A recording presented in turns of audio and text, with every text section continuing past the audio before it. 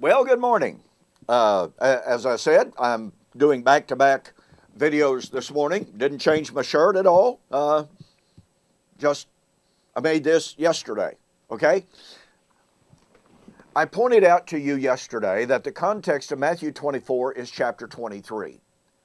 When commentators essentially jump in on Matthew chapter 24 and try to go from verse 1 and following, they are in reality ignoring or overlooking what prompted chapter 24. In chapter 23, Jesus had predicted the coming judgment of Jerusalem and the temple. Behold, your house is left to you desolate. But I took note of the fact yesterday that, Matthew 23:39 ends with Jesus saying, "But you will not see me henceforth again until you say, Blessed is he who comes in the name of the Lord." Well, our dispensational friends tell us, see, what you have here in Matthew 23:39 is, yes, indeed, you have a prediction of the fall of Jerusalem in AD 70. Even Thomas Ice says that verse 34 and following refers to AD 70. But then he says that verse 39 is the, quote, second coming at the end of the current Christian age. Well, here's the problem with that. Does it sound on the surface like Jesus is changing from castigation and condemnation to blessing, to reversal of curse? Well, if one is unfamiliar with the culture, the time, the language, the vernacular of Jesus' day and time, and of Jesus as a Jew, then perhaps one could make that case. But here's the problem. Let's not forget that Jesus was speaking these words during Passover week. In other words, during one of Israel's great feast days periods. You know, you had to be in Jerusalem 7 days prior to the actual Passover feast, because you had to have 7 days of purification. All right? But the fact that Jesus was in Jerusalem for the feast days ought to put us in that mindset. Now, I'm not suggesting that verse 39 is a direct reference to Passover. However, what is absolutely critical to know and to understand is that Jesus' statement, "You will not see me again henceforth until you say, Blessed is he who comes in the name of the Lord," is in fact taken directly from Psalms 118. Taken directly from what is known as the Songs of Ascent.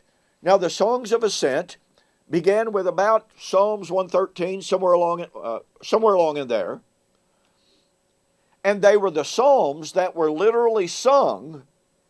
Catch this. I mean, to me, you just got to catch the power of this. This is so powerful.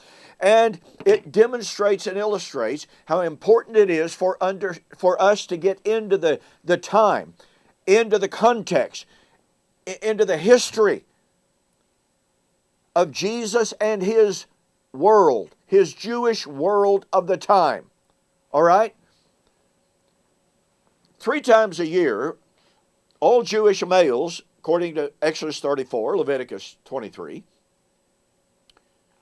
were required to travel to Jerusalem to observe the 3 great feast days. Just read Leviticus 23, Exodus 34. The inhabitants of Jerusalem, knowing that it was the time for the caravans of worshipers to come to Jerusalem there to worship, to praise, to glorify the God of Israel. They would get up by the hundreds, by the thousands on the walls of Jerusalem, and they would watch as the caravans approached. And they would sing, among the other psalms, but they would sing, "Blessed is he who comes in the name of the Lord. In other words, that song was sung at the time of the Jewish festivals. Jesus' statement here is a somewhat cryptic, certainly to us,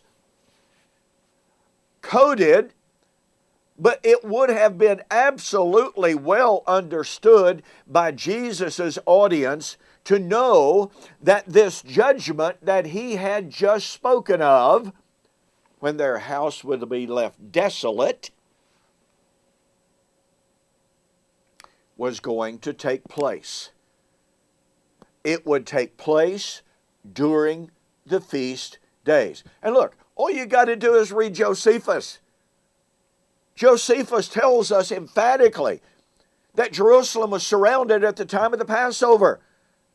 And it was a 5-month siege, taking us right straight to the last 3 of Israel's feast days. The last 3 of Israel's feast days being Rosh Hashanah, which was judgment.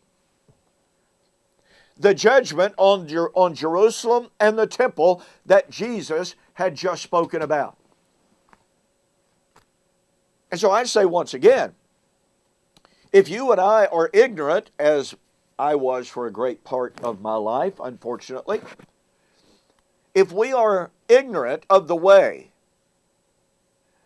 in which the New Testament writers refer to the feast days in the entire warp and woof of their writings, the terminology that they use, then we can, as is commonly done, we can completely misconstrue what those New Testament writers were saying. How what they said would in fact put their statements in a given historical context. Now,